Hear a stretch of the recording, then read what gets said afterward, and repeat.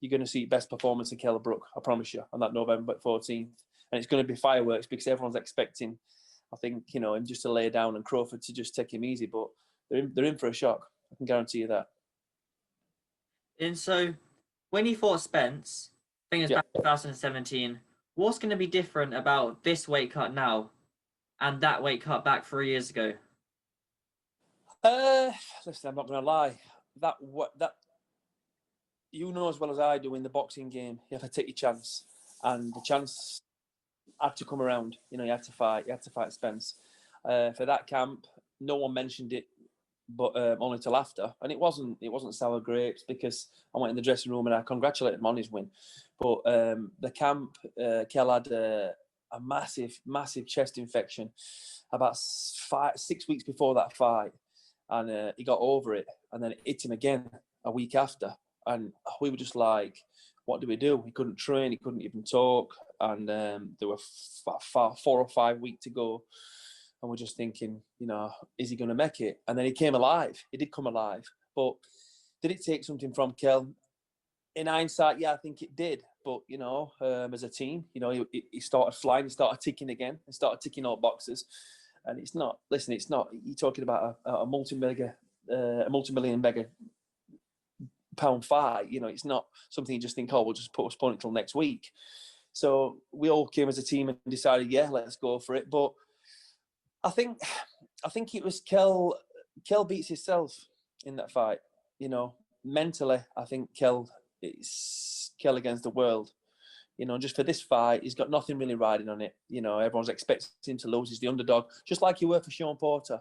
Everyone didn't think he was going to rip it out of his back garden, and a lot of pressure got put on Kell for that fight. Obviously, after coming off defeat a Golovkin in his eye, and I think when his eye socket went in the Errol Spence fight, I do think that obviously, you know, them demons came back to haunt him in the ring. You know, and I think it wasn't the best scenario, to be fair, and I do think that played a massive factor, you know, and I think it has done for many years with Kell after that fight, you know, because he knows how good he is, and he just said to me, he says, watch this, I'm having one last shot, and as his nutritionist and as his friend, you know, I can say, yeah, he's going to, but as a realist, I can say that he's never looked as good.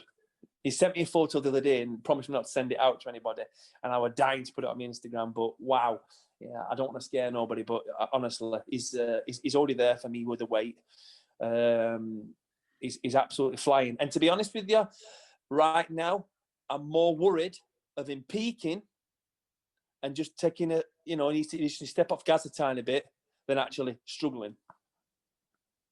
And I think one of the big factors in the Spence fight was he was fighting he was defending his IBF title, and for the IBF is a rehydration clause. He's fighting Crawford's WBO title, and there won't be a rehydration clause. Yeah, I'm glad you said that. Big factor in that fight. But one of the things that I think worries a lot of Kell Brook fans is he's not training with Dominic Ingle. How much of an impact do you think that will make on his performance? I mean, to be honest with you, one of the I've always said, listen, one of the best. As I was talking earlier about getting in someone's mind and mentally being with somebody beyond that same wavelength, I don't think there's anybody out there for Kell better than Dominic Ingle for that job. I don't know the new trainer. He might be. Obviously, I can't speak for that because I don't know him. But obviously, listen, Kell's made a decision. Dom couldn't go out of there because obviously got fighters over here with the COVID. It's all just been a bit of a weird year. And listen, it is a business and a selfish sport. Kell had to come away and had to do his thing and get his mind on track. And unfortunately, that was without Dominic. But I'm not, to be honest with you, I don't think right now for Kell's mindset that's going to do anything. I don't think it's going to be better or worse. I just think it'll be the same because I don't think, I've not got Dominic. You know, he knows what he needs to do. Listen, he's been boxing all his life. No one can actually teach him anything new, you know, at all. It's about obviously managing him. If he feels confident with this trainer, then obviously, you know, and he feels like he's flying his 100%, and that's all really Kell needs.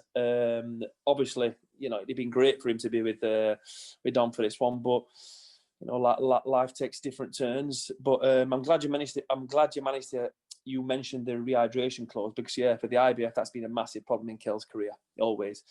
Just before he, with the amount of fluid Kell can put back on, and when he eats, he's probably at that limit after his first meal.